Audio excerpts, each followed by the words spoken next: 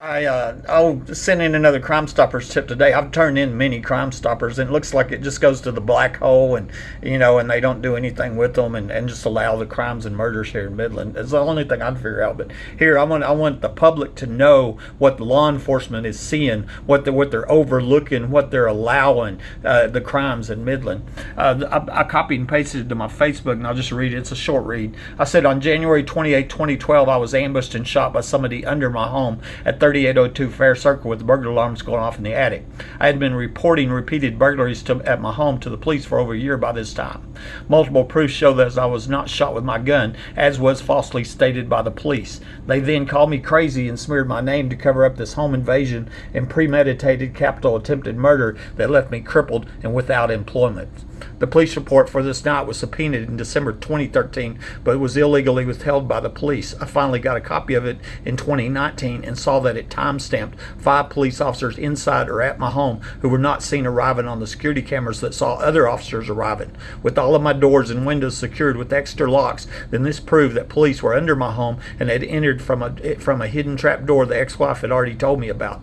It's my belief these officers, Davis, Dickie, Chatwell, Angel, and Hale, came in from a tunnel that was going from the Home Depot store to my home and can be seen on old Google Maps. In addition, multiple people are now documented as saying that underground homes are here, and it's believed one of those is located in my backyard. One of those people was recent Sheriff Candidate Joe Lozano, who I secretly recorded telling me these bunkers were the hideout for the late Sheriff Gary Painter. It's also suspected that the first 2 law enforcement officers seen at my home, Martin County Sheriff John Woodward and the late Midland County Deputy Mike Naylor, were also under my home, but they drove around front and didn't enter via the trap door. That explains why they were here minutes after a murder attempt without being dispatched. Proof was found showing that April Chandler falsified police reports and tampered with evidence in this capital murder attempt. She stated that she found my voice recorder, which I had said recorded the burglar alarms going off before I was shot, and it was checked into evidence when it didn't happen. It was checked in months later by Matt Davis after I made a point of it being stolen by the police. Detective Rosie Rodriguez also falsified police reports and tampered with evidence. She testified in court that she found a tripwire on my gun when there's no tripwire in evidence, and none of the other 10 police here mentioned a tripwire, including CSI Marty Barrett, that said he picked up my shotgun. And let's don't forget the proof that shows I wasn't even shot with my gun.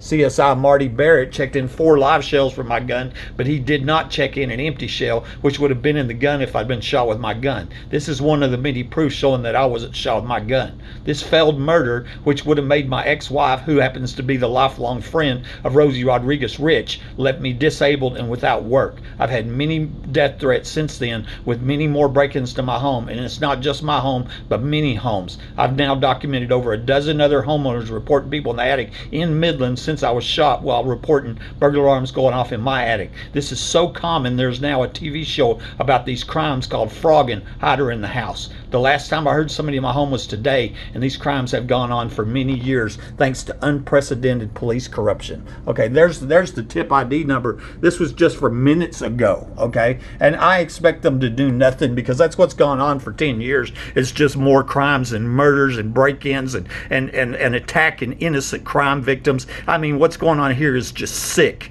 I mean, these are the most corrupt police in the history of the state of Texas. Absolute no doubt. Here's the police report, and I've already parsed it out showing Matt Davis is on scene at 11:03, but he wasn't seen arriving on security cameras. Tony Dickie on scene 11:05, not seen. Chatwell, Angel, Hale, same thing. They're all seen or at my house, and they're not listed. That's why they hid the police report for 7 years. And I mean, that's what the deal was, okay? Here's another one here, and it's showing a picture of Dickie with his daughter here, and it shows right from the police report that was hidden from me for 7 years, where he says no one in the house, lots of odd things like booby traps, which was another lie. There's no booby traps in evidence, and another lie by these dirty cops.